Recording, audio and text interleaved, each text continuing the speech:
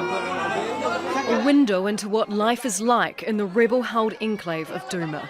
Children, mothers, fathers struggle for oxygen after a suspected chemical attack. Reporters cannot get into the town, civilians cannot get out. The internet videos are the only evidence of their suffering.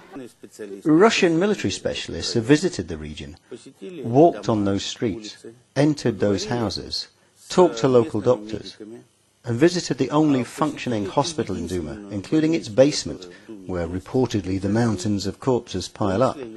There wasn't a single corpse, and not a single person who came in for treatment after the attack.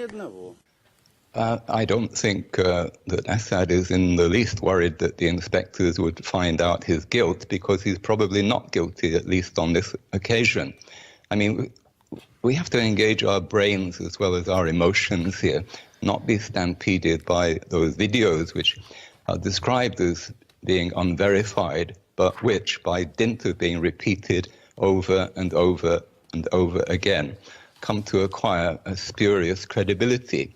We have to ask ourselves, what are the sources of the information on which we're in this stampede to war? They're twofold.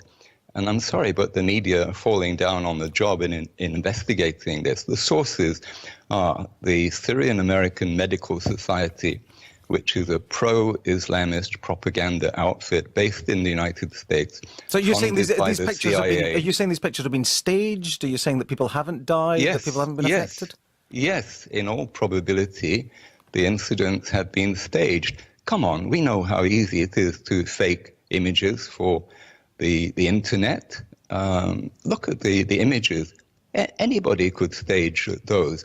And then the second source is supposed to be so-called first responders. Who are the first responders? In this case, they are the White Helmets, which is another pro-Islamist jihadi propaganda outfit who on the ground... This is an awful lot of effort to discredit Assad, though, isn't it? Please let me finish this important point.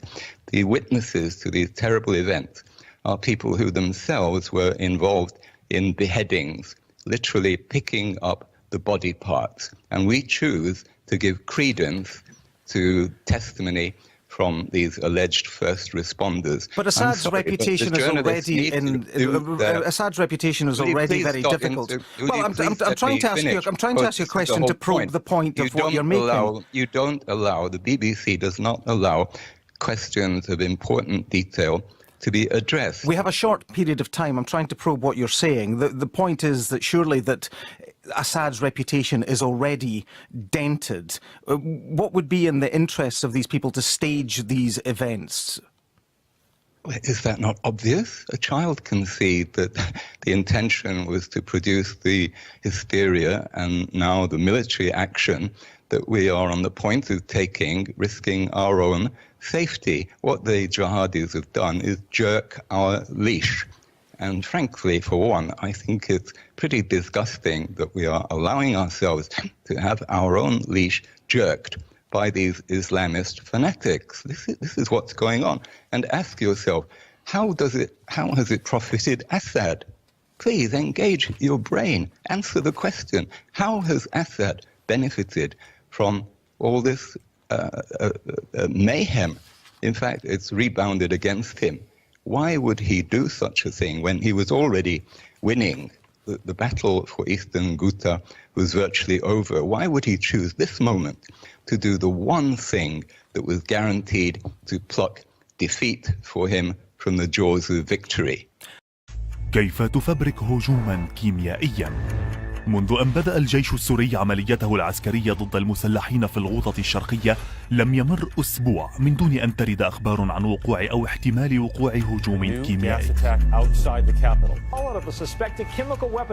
Medics say they treated 9 people for breathing problems after a suspected chlorine attack. There are reports of another chemical attack in Syria, this time in the rebel-held Eastern Ghouta. ترافقت هذه الأخبار مع تهديدات أمريكية وغربية بتوجيه ضربة عسكرية إلى دمشق في حال ثبت وقوع مثل هذه الهجمات. في الأشهر الثلاثة الأولى من العام الحالي نشرت صفحات ومواقع ووسائل إعلام عديدة عشرات الأخبار عن حصول هجمات كيميائية، ليتبين لاحقا أنها أخبار غير واقعية ولا أساس لها سوى منشورات على الإنترنت. فكيف يحصل الهجوم الكيميائي الافتراضي؟ القصة تبدأ بحسابات تنشر أنباء عن هجوم بالأسلحة الكيميائية على إحدى المناطق. بعدها تقوم حسابات معروفة مثل حساب مدير الخوذ البيضاء وحسابات أعضاء في هذه المنظمة لناشطين مشاهير على مواقع التواصل بإعادة التغريدة أو نشر تغريدات عن هجوم محقق. تتلقف هذه التغريدات بعض وسائل الإعلام وتحولها إلى مادة خبرية. قنوات أخرى تبدأ بإضافة تفاصيل عن الهجوم لتتكفل صفحات تعمل تحت مسميات طبية بتأمين الصور. المرحلة الأخطر في هذا السيناريو هي نقل هذا الهجوم من التغريدات إلى جلسات مجلس الأمن. سريعا يدعو بعض الدول وعلى رأسها الولايات المتحدة إلى جلسة مناقشة بشأن استخدام أسلحة كيميائية. الجلسة لا تخلو من توجيه رسائل تهديد إلى دمشق في محاولة لوقف أي تقدم عسكري للجيش السوري. بأسلوب كولين باول نفسه في تضليل مجلس الأمن عام 2003 تقوم هيل اليوم بتوجيه اتهامات إلى دمشق من دون أي إثبات باستثناء بعض التغريدات.